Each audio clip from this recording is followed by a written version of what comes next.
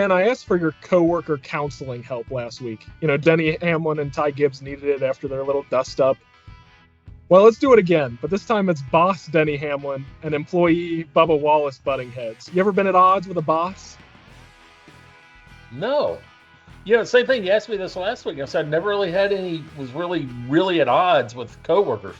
I had some coworkers I avoided.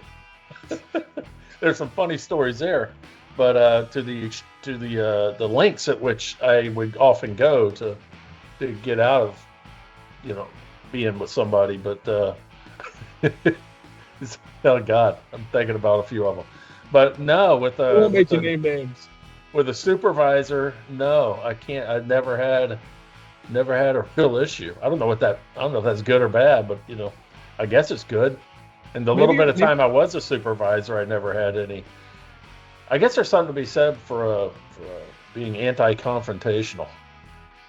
Maybe you're just a real blue guy. Yeah. So anyway, no, I can't help you. I'm sorry. I know you'd like some counseling, but can't do it.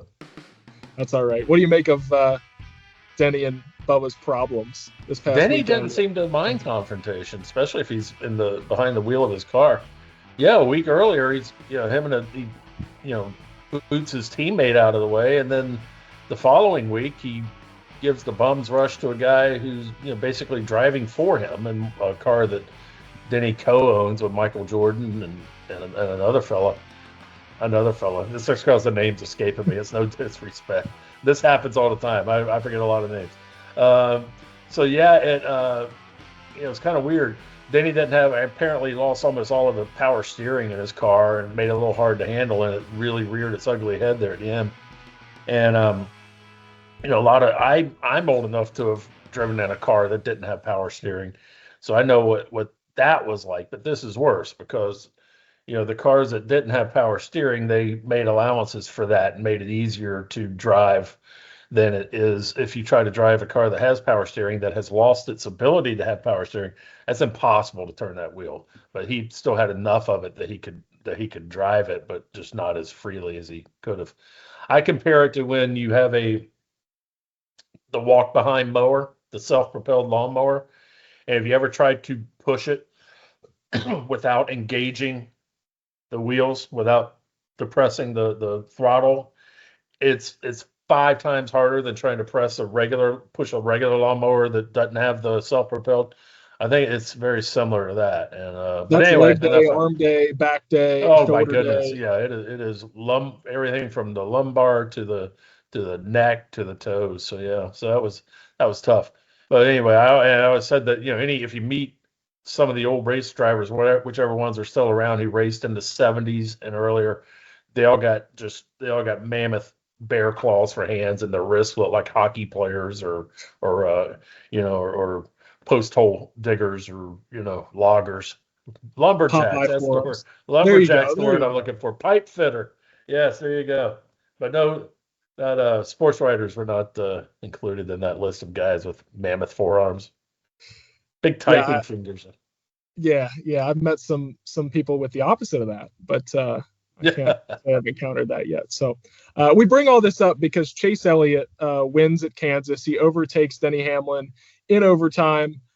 Denny kind of, had his little run-in with Bubba there in overtime.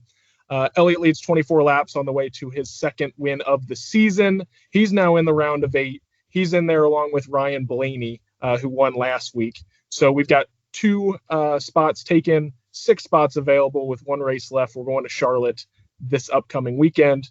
What do you make of Chase's win and kind of how that all shook out there at the end? Given the way the points have fallen, I mean, guys like Byron and Larson, they're pretty much clinched too. Yeah. So I think there's only possibly a couple of spots available. Everybody's happy that Chase won, and man, I mean, all credit to him. He kept it floored and didn't let up and pointed it to the checkers when Denny and Bubba had their thing. And the door slam with him and Denny coming off turn 4 was just classic. That's right off a NASCAR video game or right off of one of their promotional commercials. You got Joey Logano's on the good side of the bubble in 8th place, 13 points ahead of Ross. So, I mean, 13 points could be made up without with just one little minor problem, a pit stop problem, trouble in turn 12 at the Roval. Yeah, it doesn't take much to lose 13 positions and 13 points. So yeah, but what'd you ask me? What did you ask me? See how I get rambling? What do you make of Chase getting a win? But let's go through the kind of the playoff standings at this point. Joey Logano's in the final spot. He's in 8th right now, 13 Check. points to the good. Ross Chastain, 13 points below the cut line in 9th. Bubba Wallace, he's 26 below. Tyler Reddick is 29 below, and then Austin Cindric is 48 below. So it's not looking great for Mr. Cindric there. Do you think that's the 4 that get eliminated, or you thinking there's a surprise coming this weekend?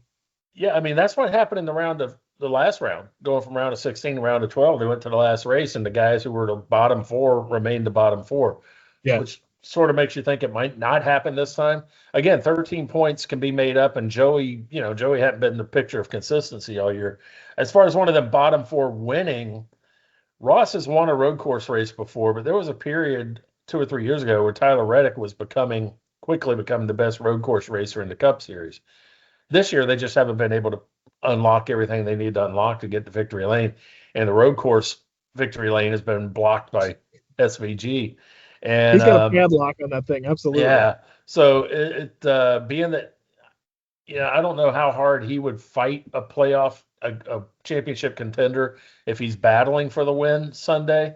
If it came down to say SVG and Reddick 1-2, 2-1 in the closing laps, it'd be interesting to see how hard SVG raced him, because I don't think he'd want to take a guy out who's trying to race his way into the next round of the playoffs, but. I don't know. I don't think he'd do any. I don't think he'd get too rough with him. But if he beats him, he beats him. He would certainly want to beat him. But Reddick, I think, is the one guy from the bottom 4 that would be the best bet to do the not a walk-off homer of a win, but it would be whatever the equivalent is, where he has to win to advance, and he would be the best bet of those 4 to do that. Although I still say that Ross can get in on points if Joey has a bad pit stop or gets a bad tire along the way. Sure. We talked about your lack of confrontation when it comes to coworkers, but I know for a fact. I know. What do you mean by that? No, that's a good thing. But I do. Here's the bad thing. Here's the bad thing coming. I was practicing. I know you have plenty of experience with sitting on meetings and committees and all that fun stuff. There was a playoff committee meeting not too long ago, and they're discussing about maybe this is the last year of the current playoff format. You think they should change it? They've met a few times since February, from what I gather. Yeah. And they said, there was one person who wanted to go back to pre-2004 ways, have a season-long points battle, and if somebody clinches it with two races to go, so be it. You obviously greatly reduce the chances of having drama in the final stages of the final race, although occasionally it did happen. 1992 in Atlanta was the best example of that. You had 3 guys battling for it on the final day. Since then, apparently a few more people, from what you read, are on board with going back to the old way. But the best bet seems to be the wager. If there's a wagering public on this, seems to say that they're probably going to stick with a playoff format, but tweak it and try to get rid of that winner-take-all thing, that one final Sunday, which you're down to 4 drivers, and whichever one finishes ahead of the other 3 is the champ. That seems a little bit of there's a little bit more randomness to that than there needs to be. So they might go to something where they make it the final 4 race they compete over, say, the final 3 races, and whoever collects the most points in those final 3 races. But I don't know what the answer is. It's probably an amalgamation. Got that right, I think, of all those. But I don't know. We'll see what happens. But the heavy money says they're not going to keep it the same as it is now. And it's been a while. I mean, they used to tweak it. It seemed like every few years they were tweaking it from 2004 through 2015. They tweaked it 2 or 3 times, added drivers to it till they got up to 16. So, yeah, I don't know what they're going to do, but I doubt it'll be the same as it has been the last decade. To quote you, we'll see. And is this year 11? Is that right, of this format? That sounds right. It could be 12. I think it's year 11. I think it's year 11 as well. So yeah, you're right. It has been a long time. I'm hoping you've got another thing from a long time ago. Do you have a show and tell this week? Do I? Do you? I do. And this is also wardrobe related. Okay. All right. We got a costume change. We do. Not a change. Try not An to get addition. up and screw up the picture any more than I have to. But, All right. We're putting on a jacket. it's a bit of a fleece. It's We got a navy fleece. Fleece material. And you see that? Yeah. Unical. You read it? Yeah. Racing panel of experts. Unical Racing Panel of Experts. I was once on a panel of experts. I told you knew a thing about committees. It's a zip up, and it kind of fits if you pull it.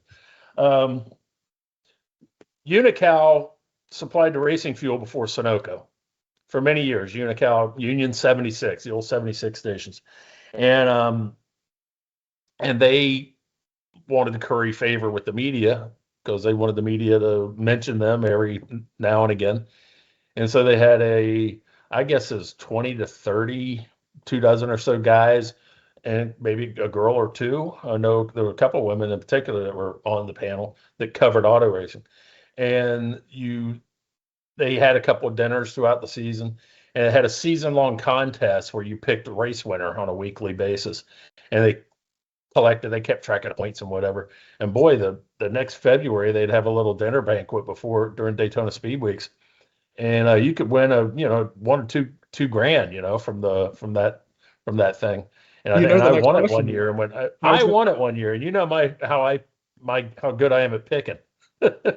So I don't know if everybody else dropped out that year or what, but anyway, they'd give little articles of clothing every now and then. I still have my Panel of Experts fleece, and it's a good 30 years old. It might be older than that, but it has a lot of give to it, so therefore I can still zip it if I want to. When is the last time this has escaped? When is the last time this has escaped the closet? Last one, I found it. I knew I didn't throw it away, but I was going through some stuff and found it prior to last winter, or whatever qualifies as winter down here, and I wore it several times last December, January. I wore it several times, and I'll do so again this year because it's old, and you do get people looking at it going, "What the hell's what?" He does not look like an expert. See the guy third bar stool from the left? He's an expert of some sort. I don't know. You bought it secondhand.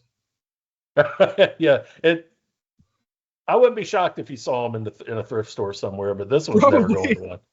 It's the only way I can prove to people that I had some expertise of some sort. Oh, I believe you. That's why we do this thing.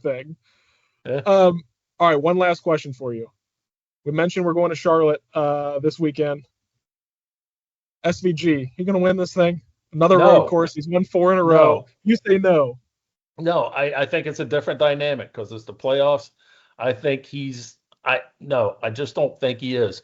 Having said that, if he wins by half a lap, I won't be shocked either. But I just don't think it's going to happen this time. But again, he might dominate. But I just think he might. I think he's going to be caught up with a couple of guys racing for a playoff to keep their playoff lives alive. And I think he might get a little shy, a little gun shy, and not want to have a whole team or a whole organization mad at him. So, and particularly, if it's somebody in the same manufacturer camp, perhaps a teammate or near teammate. So we'll see. There it is. There it is. We will see. We'll see. I got to stop saying that. I'm Chris Vanell. This has been Daytona Motor Mouths, and we will catch you on down the road. We'll see.